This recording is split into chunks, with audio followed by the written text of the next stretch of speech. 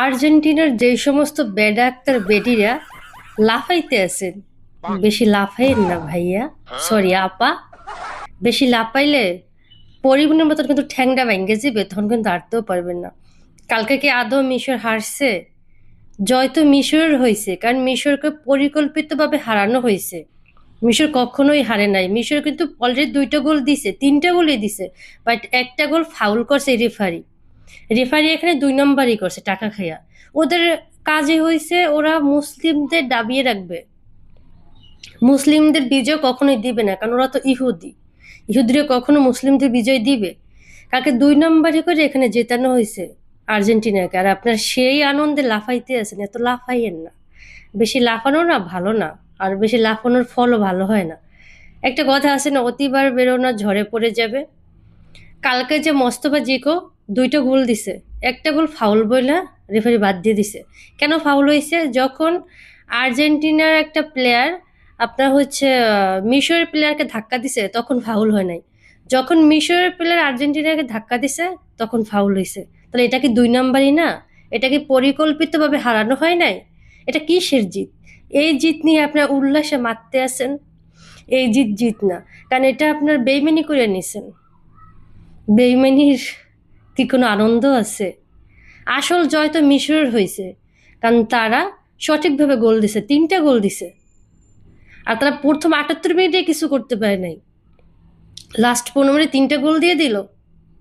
তাহলে কি পরিমাণ বেইমানি করা হয়েছে এখানে? যদি জয়ও হয়, দোনো দল সমান সমান গোল দিছে, তো ড্র ড্র হবে। তাহলে কেন এখানে আর্জেন্টিনাকে জিতাই দেওয়া হলো? এটা কেউ বোঝে না। আসলে আপনার মাথায় তো গোবর ভরা, বুঝবেন কিভাবে? আপনার তো এই আনন্দে মারতে আছেন। আর আপনি যে মুসলিম হিসাবে আপনি একটা ইহুদি দলকে সাপোর্ট করেন। যারা কালকে আর্জেন্টিনার সাপোর্টার ছিলেন, আপনাদের উচিত ছিল যে মিশরকে সাপোর্ট করার, কারণ ওটা মুসলিম কান্ট্রি, যেখানে খেলার আগে পবিত্র গ্রন্থ আসমানি কিতাব পাঠ করা হয় খেলার আগে। তাদেরকে সাপোর্ট না করে আপনি কাদের সাপোর্ট করছেন? যারা খেলার আগে মূর্তি পূজা করে আসে তাদেরকে। আমি এখানে কোনো ধর্মকে ছোট করে বলছি না, যার যার ধর্ম তার তার, কিন্তু আপনি মুসলিম হিসেবে কি করলেন? আর সেই আনন্দে নাচতে আছেন।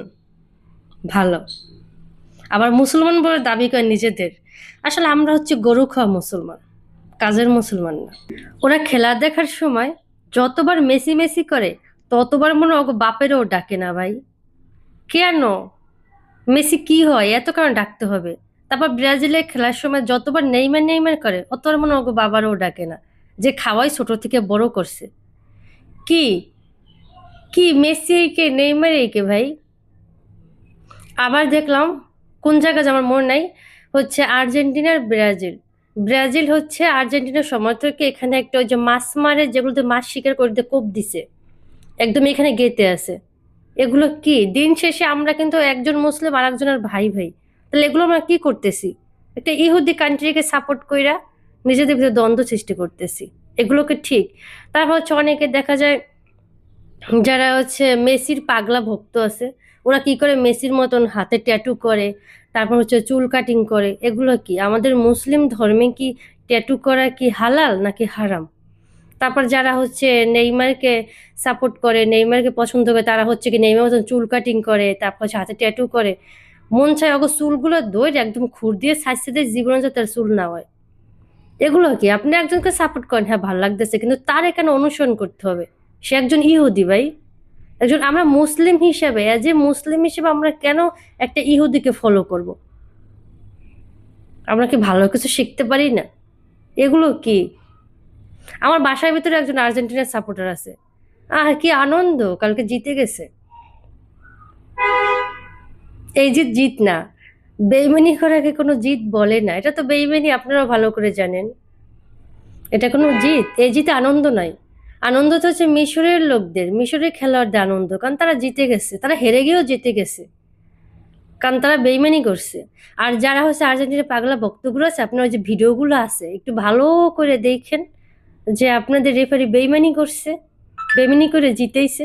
আচ্ছা ভাই, তোদের যদি এমনই মেন্টালিটি থাকে যে আর্জেন্টিনাকে জিতাইতে হবে, তাহলে অন্য দলের খেলা কেন দিতেছে? অন্য দলের সাথে খেলা, ওদেরকে সরাসরি কাপ দিয়ে দাও। এত মানুষদের তো কষ্ট করানোর দরকার নেই।